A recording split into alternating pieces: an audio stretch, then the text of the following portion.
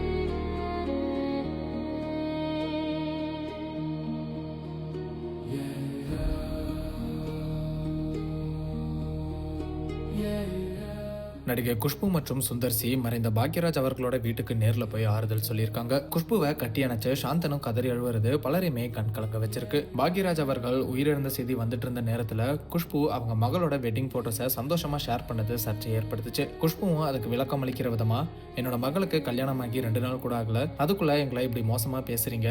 பாக்யராஜ் அவர்களோட மனைவி பூர்ணிமாவை எங்களை விட உங்களுக்கு நல்லா தெரியுமா? நான் சந்தோஷமா இருக்க எல்லா உரிமையும் எனக்கு இருக்குன்னு ரொம்பவே ஆதங்கப்பட்டு பேசியிருந்தாங்க. இந்த ஒரு சூழ்நிலையில பாக்யராஜ் அவர்களோட வீட்டுக்கு போய் அஞ்சலி செலுத்தி குடும்பத்தினருக்கும் ஆறுதல் சொல்லியிருக்காங்க.